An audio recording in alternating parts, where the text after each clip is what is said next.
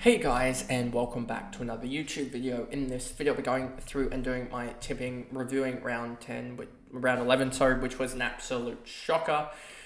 And then also going through and tipping round 12. Hopefully I don't go so many upsets, as picking a team to win and then them losing by 99 points probably isn't a good thing. But at least I got the margin right for it, which probably helped my tipping out in the first game. But anyway, before we jump into this video, remember to like and subscribe, turn the notification bell on so you know when I upload, especially now being the last video before we head into the buys. I guess I wanted to hit 500 subs by this point, and we did hit 516, so it is a good thing that we did hit that goal, and we hit it a couple of weeks ago, which is also a good thing. But yeah, just remember to like and subscribe, because then we can get the subs up and I'll know that you guys like the content. So anyway, jumping into the round 11. First game was Sydney versus Western Bulldogs, and Sydney won by 14. I did tip Sydney by 14, so I was pretty proud about that tip. So yeah, really happy about that one. Then you also have Collingwood versus Fremantle. I had Collingwood by 25, and they were going to probably win by 25 if they decided to actually play for the last 5 minutes. But Freo just came storming back. I think they kicked something like the last, I want to say about 20 points or so over Collingwood. And it was a draw in the end, so we got the point there, even though it really should almost be like a half point. Then you have Carlton against Gold Coast. I tipped Gold Coast by 10 points there. In one of the footy apps that I have, it had, because both of these games, these 145 games, are starting at the same time. It had the Port Adelaide game, and the other app had the Carlton game first. So the Carlton game, I tipped Gold Coast by 10, and they lost by 29 points, so I was off on that one. And then Port Adelaide, I tipped them by 45, and they won by 59, and it really could have been a lot worse for North Melbourne. Luckily, North Melbourne can't lose this week because they're on the bye. Then I tipped Geelong over GW West. I tipped Geelong by 8. They ended up losing by 4 because of a last minute goal to Toby Green. And so yeah, that sucked. And that's where my tipping went wrong this week, basically. Richmond against Essendon. I predicted Essendon by 45. Richmond put up a really good fight there, and it was only a 12-point margin, so I was 33 points off there. And then I tipped Brisbane by 35, and they ended up losing by 25. Don't know why I tipped Brisbane now, looking back on it, because against Hawthorn, they haven't won against Hawthorn since like 2019 or something. So that was just a poor tip. Should have known that backstory. Melbourne against St Kilda. I tipped Melbourne by 28. They won by 38. So it was close there, but it should have been about a 60 or 70 point margin from what I was reading into. And then I tipped West Coast Eagles by 17, and they lost by 99. So we will just skip over that part there. Then we go to round 12, and obviously with round 12 we have the huge amount of bye teams, so we only actually have 7 games to tip. First game, Port Adelaide against Carlton at Adelaide Oval. Port Adelaide are without Connor Rozee, and they have Soldo back, and Carlton I don't think have any injuries. I'm going to go the upset in this one. I think Carlton actually win this game, and I'm going to say Carlton by 14 points. I know that is sort of out there, but I just think with the team list that Carlton have put up, I think that they're much better suited. And I know that Port Adelaide do generally play really well, and they beat North Melbourne, they beat Hawthorn by a point, and they beat Geelong, but Geelong were in the downward spiral then. They lost Adelaide at Adelaide Oval, and they beat St Kilda, and St Kilda aren't that good. So I think this is Port Adelaide's win streak is a little bit dubious. So I'll be interested to see this game tonight, but I have a sneaky suspicion that Carlton win, and I'm going to go by 14, which seems to, I think, be a common margin that I go first up. Wait, no, I do 10 quite a lot.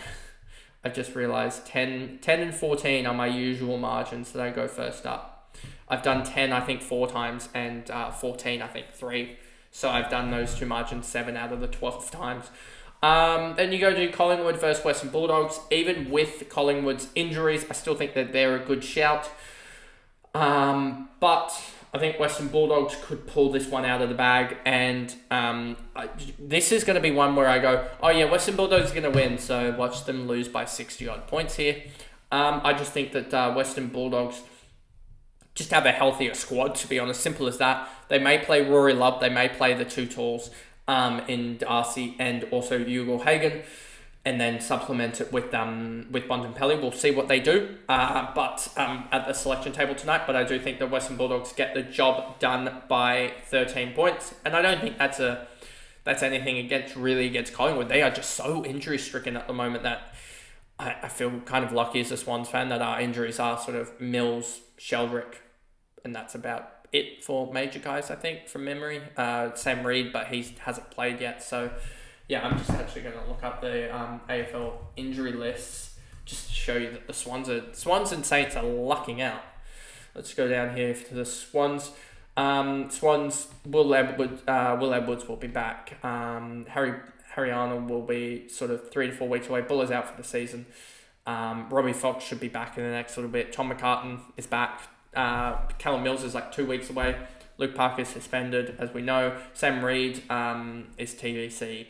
And Sheldrick is 8 to 10 weeks. And Corey Warner's a test, so he'll be back. So basically it's Angus Sheldrick, Sam Reid, who doesn't really play, Callum Mills, and Robbie Fox. That are basically the injuries for the Swans out of their main team. So yeah, and they're all basic. Well, Sheldrick isn't even in their main you could say top 26. So yeah, I think that the Swans have lucked out. And if you look at Collingwood's injury list, just doing this for a quick second here, they've got Begg, not really important. Begg, Bytel, Carmichael, not really important. Mason Cox, 6 weeks with a concussion/knee injury. That is one of the weirdest combos. DeGoey, 3 to 4 weeks. Jamie Elliott, TBC. Aya doesn't really matter. Hoskin Elliott, 1 week. Howe is a test. Reece McGuinness, 1 to 2 weeks. Dan McStay, TBC. Myercheck. Dan McStay apparently is round 20. Myercheck, 2 to 4. Mitchell, 1 to 4. Joe Richards, 5 to 6. Oscar Seen doesn't really matter. His total 8+. And they've also, I don't think I read out, Pendlebury's out as well. So that's why I'm just going with Western Bulldogs, who don't really have too many injuries from memory if I just scroll down here quickly. Caulfield has been out this whole season, basically. Ryan Gardner, 12 to 14. Jason Johannesson, but he's just been replaced by Fraser. Tom Libber's out, but they do have Aaron Richards out as well. So I wonder what they'll do there with that midfield mix. Maybe Fraser even goes into the midfield or something, but they'll find a way. Western Bulldogs. Maybe McRae actually goes into the midfield this week, but we'll see. Hawthorn against Adelaide. I think I'm going to tip Adelaide, to be honest. I thought they smashed West Coast Eagles. They did lose to Collingwood, but that was a really tight contest. They did draw with Brisbane Lions, but they beat Port Adelaide and they beat North Melbourne pretty convincingly the week before. And Hawthorn did beat Brisbane, lost to Port, beat St Kilda in a close one, beat Western Bulldogs and lost to Sydney pretty convincingly. So I'm going to tip Adelaide in this one, and I'm going to tip Adelaide by, I think 17 points. I think they've found sort of somewhat of a rhythm. I know it's at the MCG, which would, if it was at the Adelaide Oval, this would be like a 75-80% Adelaide. But being at the MCG, Hawthorn just beat Brisbane. I think that's where some of the 39% of Hawthorn tippers go. West Coast Eagles against St Kilda. It's at Up the Stadium, so we can actually tip West Coast because if you've seen the record, the splits between West Coast home and away, it's kind of ridiculous. So I'm going to tip West Coast in this game because I kind of want to as well. St Kilda do have a lot of their guys back, which does make them probably even odds. But I just want to tip West Coast to sort of have some fun. So West Coast Eagles, again, I'm going to tip you by 18. What did I tip? I tipped them by 17 last week, so I'm not doing the same margin. But West Coast Eagles, surely. Geelong will win against Richmond. Richmond are just injury after injury after injury. Bolton's even out for Richmond, so their only star player left is Nankervis and Martin. So I think Geelong win that. Isn't it some game for... No, that was last week for Hawkins. So, yeah, I just think Geelong win this by, I think, 25 points. Then you have Melbourne against Fremantle. I know Fremantle put up a good fight, but I think Melbourne is topsy-turvy. They somehow lost to West Coast in West Coast, and they lost to Carlton as well. But they did beat Geelong and also beat Richmond, and they did beat St Kilda last week. Freo drew with Collingwood.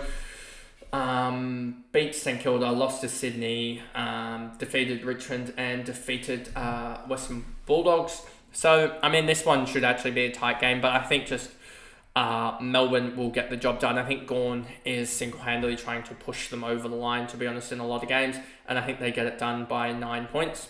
Then you got Gold Coast against Essendon. Gold Coast in Gold Coast against Essendon. Gold Coast, I think, have an undefeated record at home, and I don't think they've won a game on the road. So I'm going to go with the trend there and go Gold Coast. I think that they play just really well at home for some dumb reason. And I'm going to go Gold Coast by, I think, 17 points. I think it'll be a really close one, but I think that they'll just be able to get the job done. But anyway, that is my tips for the week. We do have 4 teams on the bye in Brisbane, GWS, North Melbourne, and Sydney. So can't wait to see, it makes the editing a little bit easier that there's 4 teams on the bye. But, it is kind of annoying that the Swans are off a week. I know it's a bye, so we can't lose, but we also can't win to get further ahead on the ladder. So hopefully Gold Coast decide to win against Essendon at home, and also Port Adelaide lose tonight, as that would open up a potential 3-game lead at the top. I believe a potential for a 3-game gap, which would be huge. A 3-game gap is huge. So yeah, those are my tips, and yeah, I'll see you guys in the game recaps starting tomorrow for the Port Adelaide versus Carlton game. So I'll see you guys in those ones. Bye, guys.